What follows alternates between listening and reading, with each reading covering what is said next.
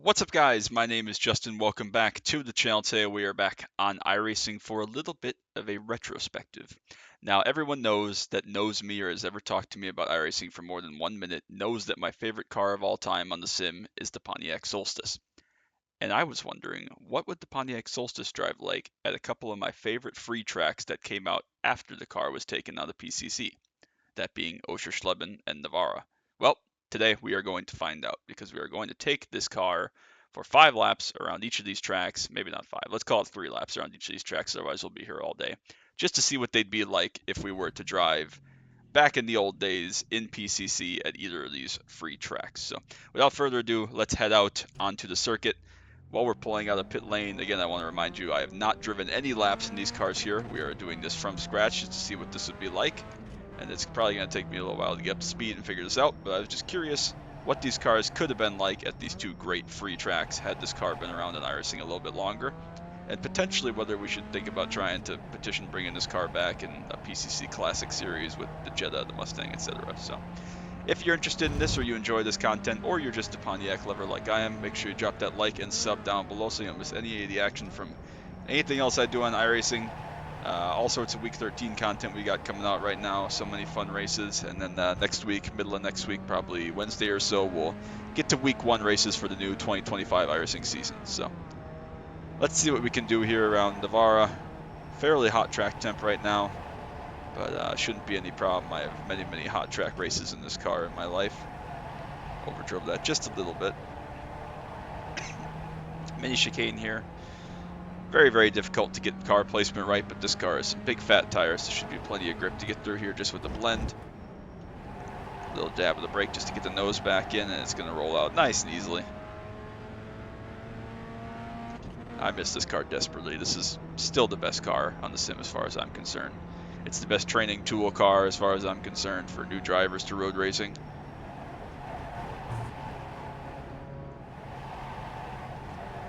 Need a downshift there. We're going to run wide.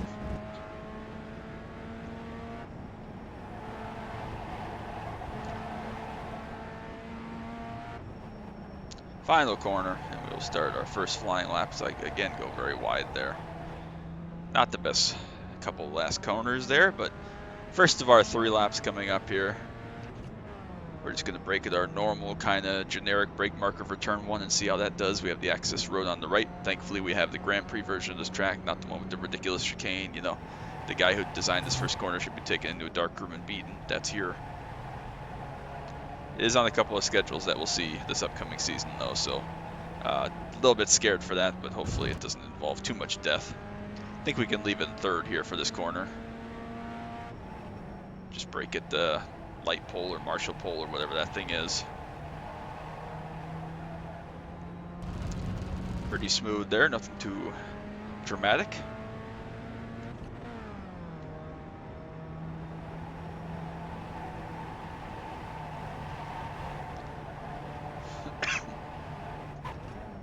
I would absolutely love to see this car make a comeback. I know that it's been in Ringmeister once or twice now, and I've raced the absolute crap out of it because I love it so much. It's just such a good car. It gels with my driving style, how I feel about car feedback and precision. It just is perfect for that. It's a good multi-class car because it's very easy to drive and very straightforward. It has a lot of grip, lateral grip, mechanical grip, so it's a very good multi-class car when you're being lapped. It has a lot going for it other than the fact that it's now like a 20-year-old car. That's the only thing that's a downside to this car. So that's a tricky little complex there. That chicane, we're going to get a 1X again there. Not the end of the world, but just interesting, tricky. Use all the rev range here before the final corner. Again in there just a little bit deep, but we managed to corral it. Not a very fast lap. This is not a very fast car around this track, as it turns out, but 147 isn't too terrible. See if we can get into the 46s now that we have a little bit of tire temp and we know where we're going a little bit more. Drive a little bit harder here. Very curious to see how this car does around Navarra.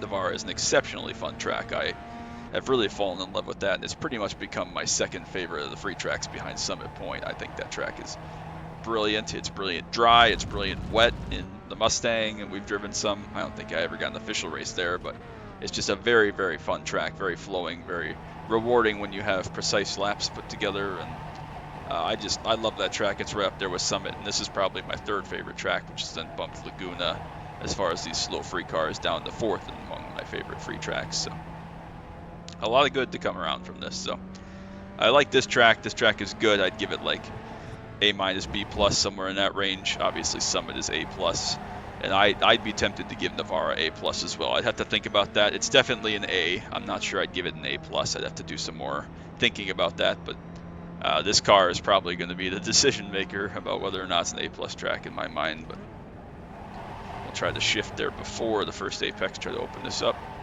That's a little better. Not perfect, but a little better. I think this would be great here in PCC if this car was still in PCC.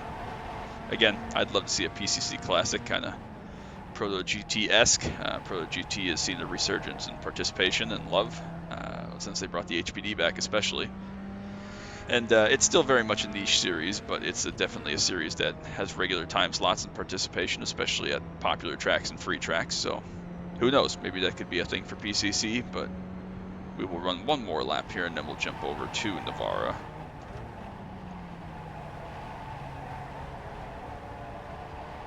Car gives such good feedback, and contrary to so many cars that you have now that just feel like vanilla or like butter, honestly, like I don't know what it is about this car that's clicked with me so well all these years, but I can even now hop back into this car after so much time off and within just a couple laps pick up and be at 95% of my ultimate pace at my peak, which is pretty cool. I don't know what it is about this car, but this is one of the very few cars where I'm like that, where I just never forgot how to drive it, never forgot how to make it go fast with its weird intricacies that maybe some other people don't like or don't understand, but this car has always gelled with me very, very well and clicked very easily, so I'm very proud of that.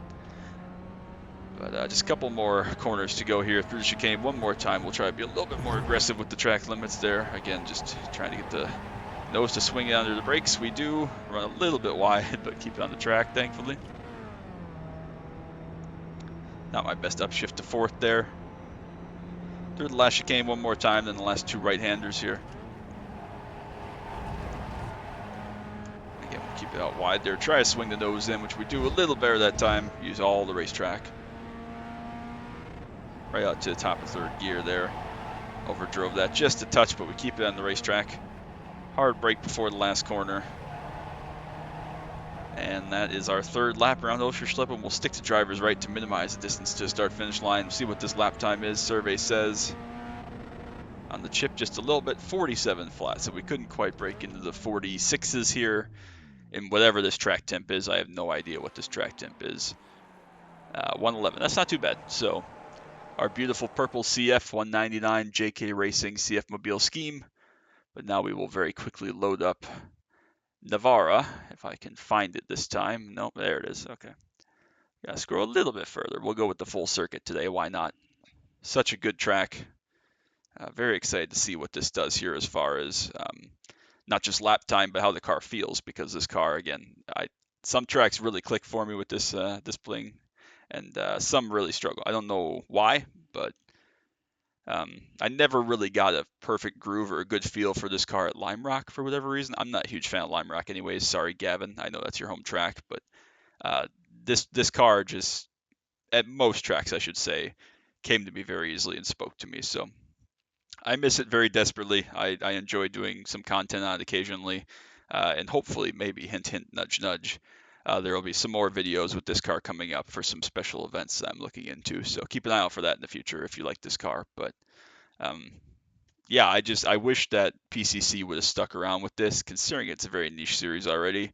I don't understand why we can't get a classic PCC. Maybe it was flop, but I think that there would be decent participation behind it with the Mustang, the old Mustang, the Jetta, the Solstice. I mean, hell, I'll be the community manager. I'll worry about schedule.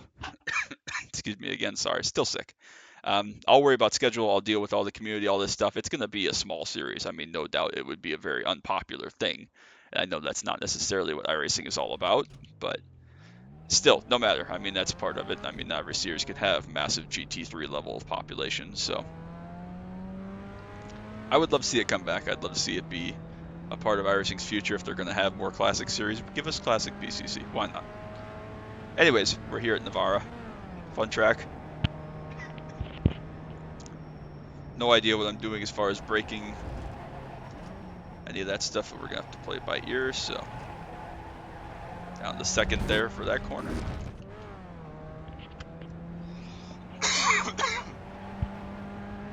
Easy flat. This should be a fun corner in this car here. This big sweeping left-hander tightens into another left-hander. Should be a lot of fun. A lot of grip from this car once you get some tire heat. It's going to understeer quite a bit here now, specifically on these cold tires, but should be able to get the nose point in there. Still understeer, but we made it. Out to driver's left here before this corner. We're kind of between gears, honestly, for a lot of this.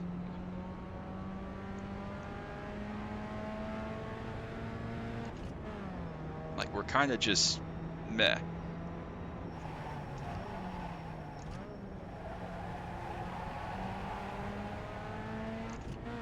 Anywhere in that 45 to 50 mile an hour range, we're right between like shifting down the second gear or just leaving it in third. So it's an interesting topic, an interesting situation.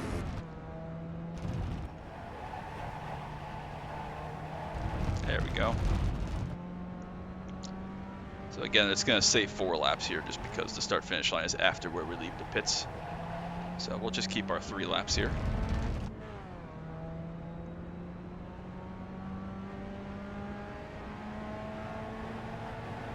Leave it in third for the final corner.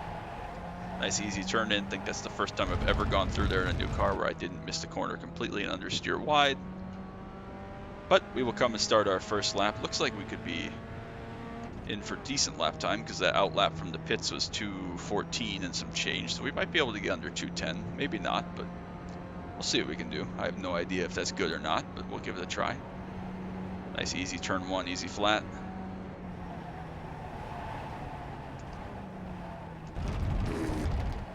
Nice and wide all the way out to the left side. Turn in very sharply.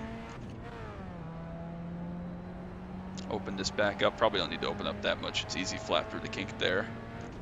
A little bit of a downhill before the long left-hander here. Again, we'll see if we have a little more tire temp to not understeer quite as wide here this time. We do. We still got to make sure we get things stopped and turned here, though, without plowing off too far, which we do. Awesome. Love to see that.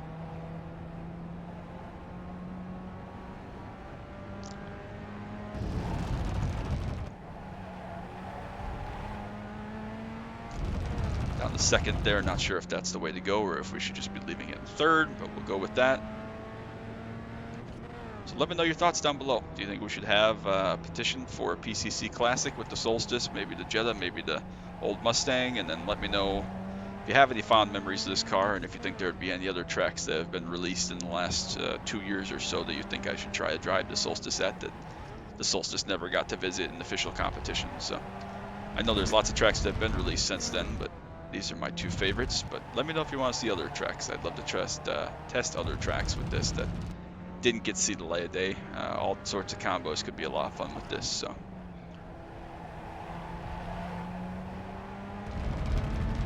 there we go. Pretty straightforward. Again, we'll open this up, leave it in third. Last corner. Hard on the brakes, big late turn in, try to maximize our exit speed on this long front straightaway. We'll just do 2 flying laps here. This is a pretty long lap. I don't want this to be a 50-minute video or anything, but we'll do one more good one here. Hopefully we can find a little bit of pace. We're going to be easily under 2:10, 2:07.4, so big pickup there on the flying lap. That's good to know. Again, all the way out to driver's left here. Nice and easy on the brake. Open this all the way up, tight turn into the apex. Throttle up nice and early. Not going to run out quite as wide this time because I don't think we have to.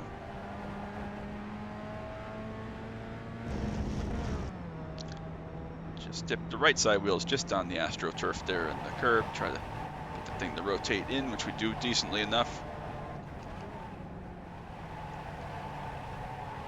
Still understeers just a little bit there, but we managed to make it. Not too crazy. Decent handling.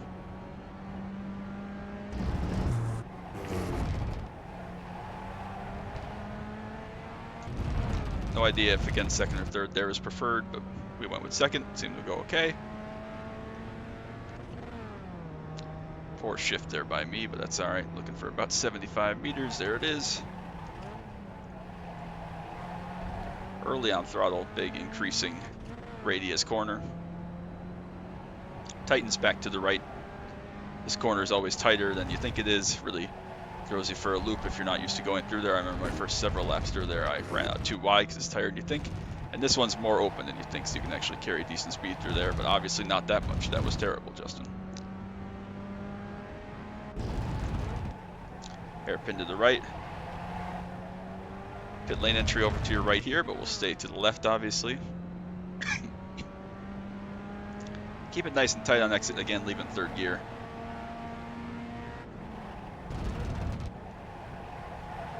Very, very fun track. Very, very rewarding track to get right. See if this lap is any faster than the previous. Excuse me. Looks like it might be just a touch faster. 207 flat. 207 flat. Very, very happy with that as a lap time. Very enjoyable. Who knows? Again, maybe we'll see some special events in this car in the next couple of weeks. That is the goal. Again, thanks to Russ for this paint scheme. Beautiful purple CF foundation paint scheme. Just gorgeous car. Love it so much. One of my favorites. I think this even has the champion sticker on it. Let me look at that real quick. I can't quite tell. Maybe this doesn't have. I was thinking that this had like a 2024 S4 overall champion decal or somewhere on it, but maybe I'm misremembering that. But either way, gorgeous car. Love it to death. 117 track temp. No idea if that's good or not, but we'll call it there. So again, if you enjoy this car, if you've liked this car, share your memories with me down below. Let me know if you want to see me drive this at any other tracks that have come since this car has been taken out of active use. And we'll call that a day. So appreciate you all so much. Make sure you drop that like, sub down below if you're new. Don't want you to miss any of the action from iRacing. Need for Speed Porsche Unleashed on Saturdays. Camaro content, track day content, anything else I do. So appreciate you all so much. And we are going to call that right there on to the next time. So that's going to be it. Till next time, as always. All right, bye.